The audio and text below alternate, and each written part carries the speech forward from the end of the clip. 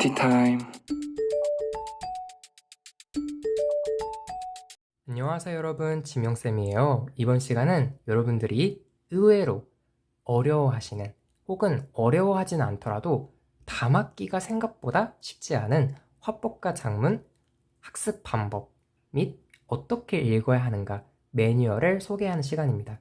그리고 그 매뉴얼을 실제 가장 최근에 있었던 대학 수학 능력 시험 가장 어려운 수준의 고3 문제에다가 직접 적용을 하는 시간이 될 것 같아요. 그럼 여러분들은 이 내용을 가지고 실제 다른 기출문제집 혹은 여러분이 갖고 계시는 문제집, 교과서 등등에 적용 훈련하시면 좋을 것 같습니다. 그러면 바로 들어가 보도록 할게요. 여러분 댓글에 보시면 이 파일을 다운받을 수 있는 링크를 찾아보실 수 있습니다. 미리 다운받으셔서 프린트 해보면 가장 좋고요. 프린트가 안 되면 화면에 띄워놓고서라도 같이 보시면 좋을 것 같습니다. 그러면 바로 진행해 보도록 할게요. 발표예요. 발표는 강연과 비슷하게 다대일 화법이죠. 한 사람이 화자가 여러 명의 청중을 대상으로 무언가를 이야기하는 걸 발표 혹은 강연이라고 이야기합니다. 그런데 이 발표나 강연은 여러분이 화법과 작문, 모의고사나 수능에서 첫 페이지에서 보게 될 가능성이 압도적으로 높은 유형이에요. 그러면 우리는 발표와 강연을 어떻게 읽어야 되는지 먼저 확인해 보도록 합시다. 위에다가 제가 한번 정리를 해볼게요. 발표나 강연은요, 크게 세 가지로 나눠요. 전개 부분, 내용이 전개되는 부분입니다. 그런데 내용이 전개되기에 앞서서 도입부가 있겠죠. 그쵸? 그리고 마지막 마무리를 할 겁니다. 그런데요, 여러분이 생각하셨을 때 가장 중요한 부분이 어딘가요? 열이면 열, 전개 내용이 가장 중요할 거다라고 말씀하실 겁니다. 그런데 물론 중요해요. 그러나 우리가 문제를 풀 때에는 전개나 내용보다는 도입부와 마무리가 의외로 중요합니다. 왜 그러냐면요. 도입부는 여러분 발표나 강연을 할 때 시작하는 부분에서 뭐를 해야 될까요? 처음부터 어려운 내용을 제시하면 아무도 그거 안 듣겠죠. 주의를 집중, 환기시켜야 될 겁니다. 집중력을 끌어올려야 될 거예요. 그러면 어떤 식으로 집중력을 끌어올리는가? 그 방식이 중요하겠죠. 말하기 방식이 중요할 겁니다. 괜찮나요? 따라서 이 방식을 묻는 문제가 반드시 출제됩니다. 1번처럼요. 말하기 방식으로 적절하지 않은 것은. 괜찮나요? 그런데 여러분이 꼭 가져가셔야 되는 건 어렵지 않아요. 이 방식이 어려운 내용은 아니지만 핵심은 미리 체크하셔야 돼요. 미리 체크하셔야 됩니다. 그렇지 않으면 나중에 돌아갈 때 힘들겠죠. 여러분이 중요한 시험일수록 자꾸 돌아가는 버릇을 하게 되면 당황할 수 있잖아요. 물론 돌아가는 게 나쁜 건 아니지만 적어도 헤매지는 말아야겠죠.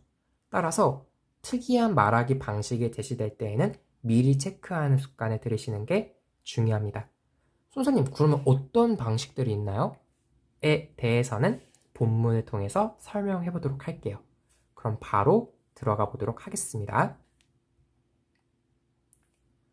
안녕하세요 여러분. 여러분의 필통에는 어떤 필기구가 가장 많은가요? 첫 문장부터 중요해요. 왜? 주의를 집중시키고 있죠. 어떤 방식으로요? 질문을 통해서요. 이게 중요한 거예요. 질문을 통해서 청중의 주의를 환기하고 있구나. 그리고 대답을 듣고 마찬가지 응답을 하고 있죠.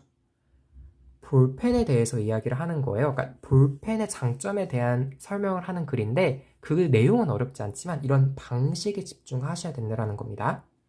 그러면 바로 도입부로 넘어가서 도입부를 넘어가고 내용 전개 파트로 가볼게요. 도입부에서는 청중에게 질문하고 있다라는 게 특이한 말하기 방식이네 라고만 정리하시면 돼요. 그러면 도입부 넘어가서 전개 들어가 보도록 하겠습니다. 먼저 이런 거 중요해요. 먼저 선생님, 이런 게 왜 중요해요? 먼저. 여러분, 먼저가 있다라는 건 다음이 있겠죠. 이런 걸 우리가 기출 표현을 빌려 담화표지라고 합니다. 담화표지, 표지예요.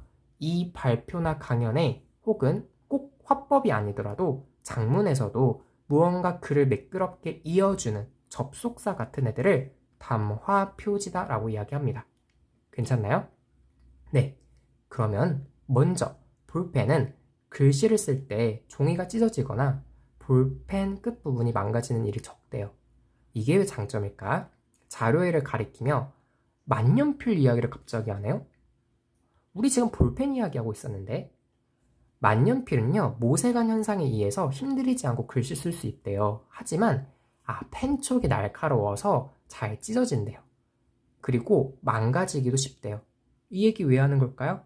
아마도 볼펜과의 대조를 위해서, 볼펜의 장점을 강조하기 위한 대조를 하는, 비교를 하는 그런 과정인 것 같습니다. 이런 게 특이하잖아요. 말하기 방식에서 비교나 대조 굉장히 유용하게 쓰이는 방식입니다. 이런 거는 미리 체크해야죠. 뭔가 지금 비교 대조하고 있구나. 괜찮나요? 네. 이어서 질문 있으시네요. 또 질문이 있다라고 하네요. 그런데 이번엔 조금 달라요. 앞에서는 청중에게 질문했다면 이번에는 청중이 질문을 하고 있어요. 청중의 질문을 듣고 겉으로는 잘 보이지 않지만 종이에 섬유소가 가는 대롱의 역할을 하기 때문에 쉽게 쓸 수 있는 겁니다. 이 말을 왜 하는 걸까?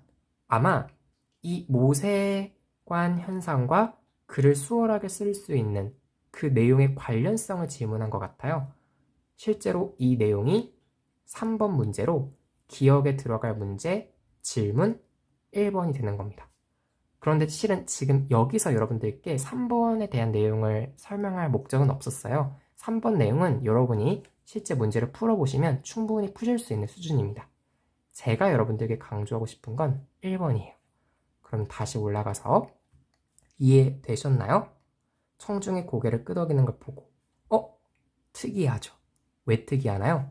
청중의 이해도를 점검하고 있어요. 이해도를 확인 점검하고 있다. 이런 게 특이하기 때문에 미리 체크하는 겁니다. 계속해서 자료 2를 보면 뭔가 글이 써지는 과정을 설명하는 것 같아요. 그런데 볼펜에 볼이 빠진 경험이 한 번쯤 있으시죠? 이런 게 중요하죠.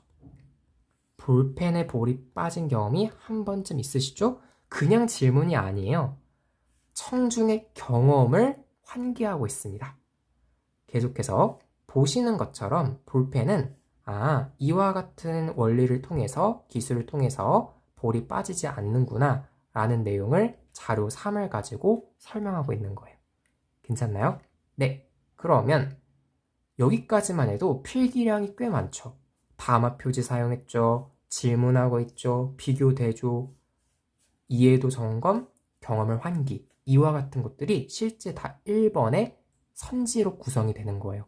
이렇게 많은 내용들을 여러분이 하나도 체크하지 않고 문제를 보시면 내용이 조금만 복잡해져도 헤매게 되겠죠. 따라서 미리 어렵지는 않으니까 체크를 하시는 게 좋습니다. 계속해서 가볼게요. 또한 볼펜은 종류가 다양하대요. 유성 볼펜, 수성 볼펜, 다색 볼펜, 지울 수 있는 볼펜, 가압 볼펜. 지금 뭐 하고 있죠? 나열하고 있죠. 혹은 열거라고 할 수도 있겠죠. 여러분이 문학 개념어 특강을 들으셨다면 재생 목록에 가시면 있습니다. 개념어 특강을 들으셨다면 열거라는 표현 익숙하실 거예요. 볼펜의 다양한 종류를 열거하며 장점을 소개하고 있구나. 이것도 특이한 말하기 방식이죠. 네, 이어서 드디어 마무리입니다. 볼펜은 신문 기자였던 라젤로 비로 특이한 사람 이름 나왔다. 이 사람의 이름을 인용하면서 볼펜의 역사에 대해서 가볍게 언급하고 있고 볼펜에 대한 설명을 마치는 마무리 부분이라고 정리할 수 있겠습니다. 괜찮나요?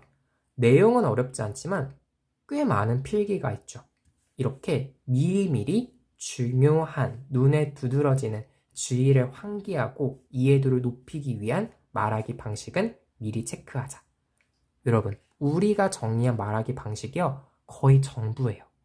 담화 표지, 비교 대조, 이해도 점검, 질문, 경험 환기, 나열 열거, 권위자의 이름 인용, 이런 것들이 가장 많이 나오는 여러분 실제 모의고사와 수능에서 보실 수 있는 화법의 말하기 방식입니다. 꼭 정리하세요. 여러분이 다른 문제 풀 때에도 한번 이렇게 미리 체크하는 습관을 들여보세요. 큰 도움이 될 겁니다. 그럼 바로 문제로 가보죠. 1번.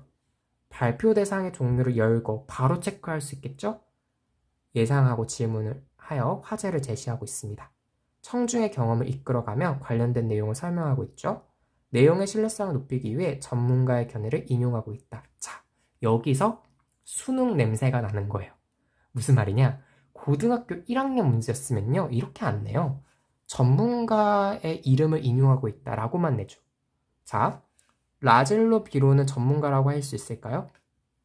할 수 있을 것 같아요. 그러나 이 사람의 견해를 인용한 건 아니죠. 수능이 이래요.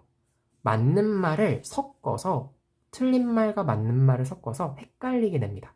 따라서 선지를 끝까지 잘 읽어주고 맥락 보는 훈련을 해야겠죠. 따라서 답은 4번이 되는 겁니다. 이어서 5번. 다른 대상과 비교하고 있죠. 누구와 비교했나요? 만년필과 비교 대조했습니다. 괜찮을까요? 네. 이렇게 여러분이 어렵지 않은 내용이지만 미리미리 중요한 말하기 방식을 체크해서 문제를 빠르게 풀 수 있다라는 게 강연과 발표에서 제가 여러분들께 제시하고 싶었던 공부 방법입니다. 괜찮을까요? 이 내용들을 실제 여러분이 다른 여러 기출에다가 적용해 보실 수 있어요. 그러면 우리 가장 많이 나오는 발표 강연 수업 여기까지 하겠습니다. 다음 시간은요, 여러분이 또 많이 힘들어 하시는 토론, 토의 설명해 보도록 할게요. 여러분 수고 많이 하셨습니다.